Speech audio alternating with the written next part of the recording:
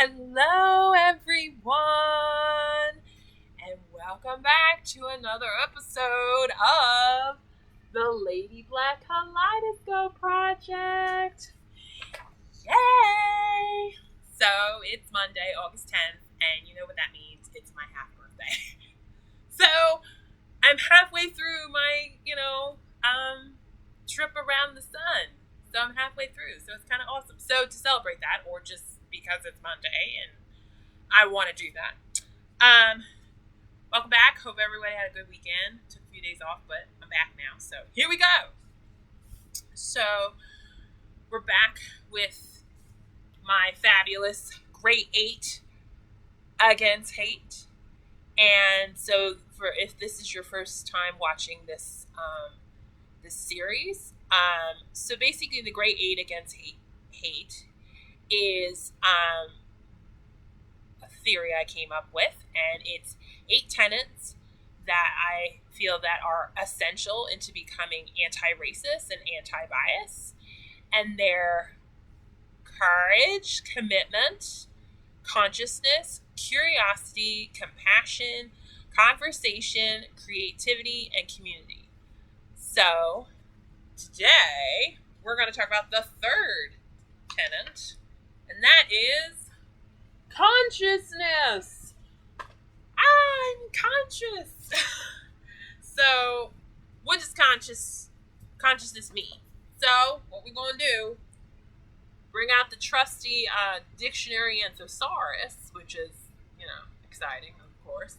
So consciousness is a noun. So we're going to look at the root of that, which is conscious, which is an adjective. And so conscious, as I said, is an adjective, and it means first definition is perceiving, apprehending, and noticing with a degree of controlled thought or observation of aware. Number 2, known or felt by one's inner self. Number 3, mentally awake or alert, not asleep or unconscious. Number 4, intentional. And then some synonyms, my favorite word, synonyms, it are alive, aware, cognizant, mindful, sensible, sentient, also attentive, heedful, observant, regardful, vigilant, and watchful. So there you go. Those are some words for it, consciousness. So, great quote that I found by Anonymous. I have no idea who it is. It says, "Consciousness is the birthplace of change." Anonymous. So, consciousness, it is. There's a perfect way to say it is. You have to become aware. If you're not aware of anything, nothing's going to happen. If you don't know what's going on, you're not going to change because you don't know that what you're doing is wrong. So you have to become aware of the situation. That's just period. If anything is going to change in this world, it's going to be because individuals, communities, and society has become more conscious, through the Black Lives Matter, through all this stuff. It has awakened people and society as a whole, even though we've been doing this for 400 years. But at this moment, every generation basically comes to this awareness. But hopefully this will be the generation where things will actually change. It's not just being aware of it, because some people just are like, la, la, la, la, la, I don't want to hear it. But hopefully more people are being like, I want to be awake. I'm awake. I want to stay awake. I don't want to just be awoken and then just go back to sleep once things change or once things quiet down and the Black people and the people of color, stop talking, which is never going to happen. As long as there is injustice, we are going to speak up about it. So you might as well get used to it. So, but white people and other people who are dealing whatever, you have to wake up and stay awake. It's wonderful. It's a glorious morning. It's a new day. It's great to stay awake. So, one of the first steps in really becoming conscious is you got to look at the past. You have to look at, where did you get these biases? where did these biases come from? They didn't just come, you weren't born with them, because every kid is a blank slate. So important to realize that, and you need to look at your childhood and your adolescence and look at that and see, where did your racial attitudes, where did your attitudes towards certain social groups form? How did it form? So you have to look at socialization. Socialization is basically how all of us individually are socialized or socially integrated into the outer world, the world at large. So there are 4 main modes of socialization that start in, your childhood, but continue all through your life through varying levels of influence on you in degrees. Some more or less than others, depending on what stage of life and where you are in your own development. Okay, so 4 modes of socialization: family, school, peers, and media. Okay, those are the 4, and they're influenced throughout your life. So first, I'm going to talk, and they're all interrelated. So when I'm talking about these individually, you will see that they all kind of mold into one, and socialization helps to kind of form those biases, and you can unlearn them by really looking back at those and seeing how influential those modes of socialization are on how you view the world and how you view people who come from a different background from you, who look different from you. So the first one, family. Your family is probably the most important mode of socialization that is in your life, particularly when it comes to biases. They are your first teachers, and in some ways, they are your most important teachers. I think they are. I think they're the most important teachers, because this is what you're born into, or who you were raised if you were adopted. Who raised you. So your parents, particularly, have a huge responsibility. And every parent has a huge responsibility to educate. Feed, clothe, basic stuff, but to really educate your child in the ways of the world. And parents, based on their own upbringing and their own experiences, are going to come into the parenting sphere with their own views and their own biases, and they are going to teach their children certain things.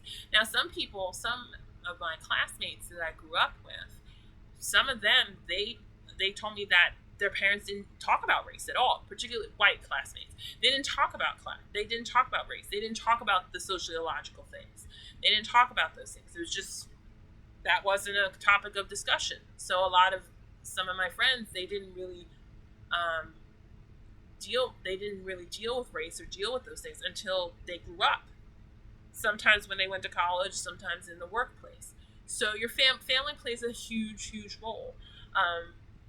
I definitely had peers whose parents would not let me come over their house because of my skin color, and who taught their kids. I mean, I when I was in first grade, or when I was in third grade, this kid who was in first grade, he said that, he didn't talk to black people, even though ironically his first grade assistant teacher was black, but I guess he didn't want to talk to a black peer or whatever. But he said that. He's 6 years old. Where is he learning that? From his parents.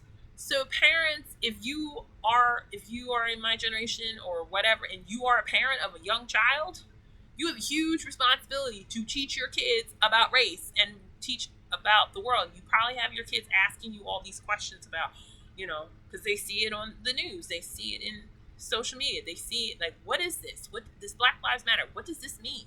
So you have a responsibility to educate your children, and if grandchildren or any child that you're around, about race. That is your duty, to educate, because we live in a multifaceted, multicultural, multi world, and it is your responsibility as a parent to be able to educate your child about that, because and that's how you were educated. So you need to look back and look at your parents and see what did they or didn't they do in teaching you about race and teaching you about people who are different than you, who have a different background from you. That you need to look at that. And if they didn't teach you the right things, if they, you know, you can't, like, I mean, you have to forgive them. You have to be like, because I know I have a friend right now, I have some friends right now who are like, wow, my parents didn't teach me anything, or my parents taught me things that were completely wrong, and I have to unlearn them. So parents have a huge responsibility in terms of teaching their kids and exposing their kids to that throughout their lives. Some people will not be friends or or marry someone interracial or date someone interracial because they're afraid of what their family will think. Legitimate, but still, I mean, your family plays a huge role in your life, whether you like it or not, whether you come from a normal family or a healthy family or a dysfunctional family or somewhere in between. Your family plays a huge role in terms of how you view the world, and in this case, how you view race and other forms of bias, other demographic markers. So that's important. Number 2, school. That's the next mode of socialization. Once you leave your family, you go to school. Now you have to look at your school and think about, well, what does your school, what does the makeup of the teachers look like? Are they all one color? Are they all from the same background? That's important. The curriculum of the school. What did they teach you? What did they teach you? Did they teach you a diverse curriculum? Probably not. Most likely not. So you're doing a lot of catch up for yourself, and hopefully not for your kids, but you should demand a diverse curriculum so they can be exposed, because the world is multicultural. Like, that's a fact. It's multicultural, multifaceted. There's so many different types of people from so many different backgrounds, and the kids are going to be in that world because of the internet, because of social media has shrunk the world and made it smaller. So schools have that responsibility to prepare children to be in the world and have that diverse curriculum and be exposed to different things. So schools, and it's important to see people of color, particularly racially, in authority, because kids need to see that. Because kids will grow up and go into the workforce, and they may have a black female boss, a black woman boss, or a South Asian male boss, or a whatever. I mean, they might have a boss who is not, that does not look like them, and if they're not used to that, seeing an authority figure, a teacher, an administrator, a coach, or someone who is of a different race, that prepares them for the world when they go out in the world. So schools serve that. So look at that. Look back at that. Were you exposed? If you're a white person, was everybody in your world white? Was your school, all the administrators, all of your peers, were they all white? Because that's going to affect you, right? And then if you're a parent, make sure that you're exposing your kids to a diverse school if possible. You might have to do after school things or something like that if you are in all white schools or all homogenous schools. Number 3, peers. Peers, that can come from your neighborhood, which is another part of family as well. But your peers come from a family and a neighborhood, and they may or may not be exposed to different types of people, different races of people, different backgrounds from people, or they could be just like you if you're somebody who grew up in a homogenous neighborhood who had homogenous upbringing. So there's a lot of what I've noticed with with these first 3, family, school, and peers. For a lot of white people, it's pretty homogenous. Everybody looks like you, comes from the same background from you, and stuff like that. And so I know that some of my friends, some of my acquaintances who are white, as soon as they could, they left their homes and went to a more diverse college. Or even if they went to a homogenous college, as soon as they graduated, they left home and moved to a big city with all different types of people, because they wanted to expose themselves to something more than what they know. So,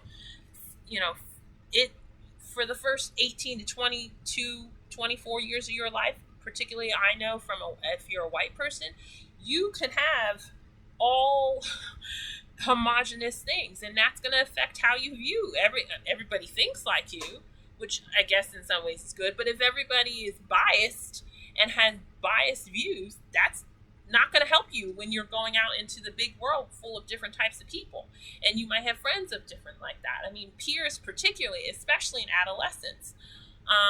Adolescence, you're moving away from your family, you're trying to individuate, so your peers have more influence. So if you're a person who likes someone of a different race, your peers might give you a hard time about that. I know that for a fact. I had a guy, who liked me in high school, or no, I liked him in high school, and we were friends in grade school, and he got some flack from some of his peers because because he stopped speaking to me, and it was weird in high school. There was this tension. I was like, we grew up together, but he went to high school and things got different, and I was like, what happened to you? And I called him out on it, but he was just like, but I know for the fact, because I saw how his peers looked at me when we interacted to each other. So that, I kind of was like, okay, some people are like, oh, well, you're just paranoid. It's like, no, when someone is talking about you, when they snicker at you or look at you weird or something like that, or they're, you get that feeling that, oh, they're probably talking about you. So they probably gave him a hard time, and we didn't remain friends in high school. We were pretty close in grade school, but then once we went to high school, everything changed. So peers can really influence that. I know, especially when it comes to interracial dating and interracial marriage, your family and your peers are reasons why some people are scared to do it, because they're afraid of that reaction.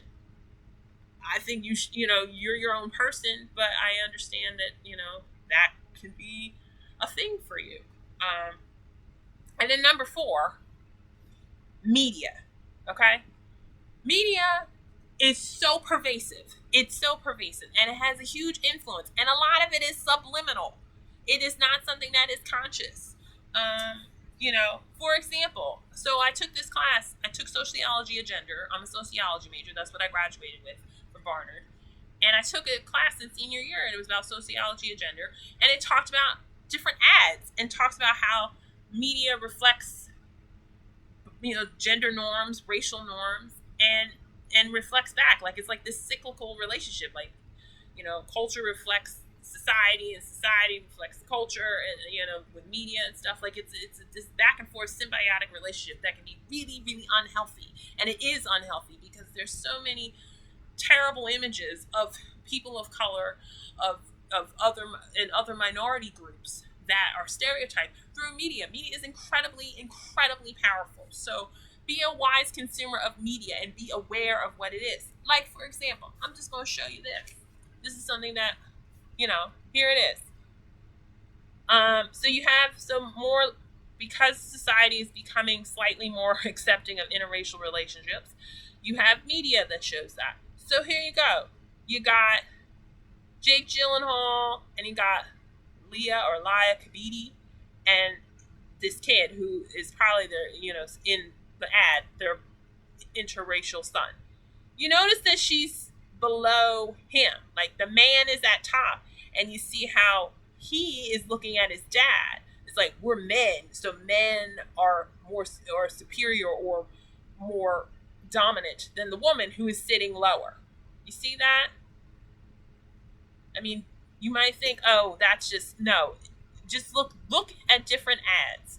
Look at just print ads, online ads. Just look at when it's an interracial or different genders. Just see where everybody's placed. The men are higher than the woman. The woman is looking at the boy, and she's under the man. So it's just there's a lot of stuff. And Hollywood is ridiculous when it comes to be like, oh, we're liberal. You're not liberal, because look who's in charge. It's a bunch of, white males and maybe some white women. But and they're controlling the narratives that are being told. And more people with Oscar So White, thank God for that. That's another hashtag. That it's becoming more and more stuff. So people are becoming more aware. and are demanding for stories of color, showing more broader representation of what it is. So be aware of the media in general. When you are conscious, you are going to have to go the process of becoming more conscious. You're going to have to unlearn a lot of stuff. It's a lot of stuff because all of us do. We all have biases that have been ingrained through those four modes of socialization and through other means too. But we're going to have to unlearn it, and that takes a while. So it's important to know that there is no coming to consciousness without pain. Carl Jung. It's a process. Coming to consciousness is not easy, as this entire thing is not easy. You have to, you have to wake up. It takes a while, and it's a process. It's not easy. So one of the way that I came to consciousness for myself, just my own process, just period, is meditation. It's ironic that I'm saying it so loud because meditation is such a silent activity. But, I started it when I was 29. I've been doing it for 8 years, and it's completely changed my life. It's completely changed my life. Because it's a mode of becoming conscious. You become more mindful. For me, I close my eyes and I start at 5 minutes, and then I've built up to 20 minutes. And I do it every day. And it's really opened my mind to my own things. And, sometimes when you are doing meditation, it's going to bring up some trauma. Potentially. It could bring up some trauma and some traumatic things. So be prepared for that if you are going to start this mode of meditation. There's different modes of meditation. There's not just one mode. People walk meditation and stuff, but it's important to do those things to become more mindful in your life. So here's a quote about that. Ta-da! When we look deeply into ourselves, we see both flowers and garbage. Each of us has anger, hatred, depression, racial discrimination, and many other kinds of garbage in us. But there's no need for us to be afraid. In the way that a gardener knows how to transform compost into flowers, we can learn the art of transforming anger, depression, and racial discrimination into love and understanding. This is the work of meditation. Thich Nhat Hanh. So who is that guy? Okay? Let's talk about who that guy is. Thich Nhat Hanh. I was introduced to him by a friend of mine in my late 20s. He gave me this book called Peace is Every Step, The Path of Mindfulness in Everyday Life. It really opened my mind. It changed his life, and it definitely made an impact on mine. And it's a really good book, and it just talks about different things. I highly, highly recommend it. Because meditation is a form of achieving consciousness. It is a mode of doing that, and he is a big advocate of meditation. And ultimately, consciousness leads to compassion. And I agree. But we're going to talk about compassion in about 2 episodes, so stay tuned. So let's talk about Thich Nhat Hanh. So he basically is this 93-year-old Vietnamese Buddhist monk who, I'll read you his bio. But he was one thing.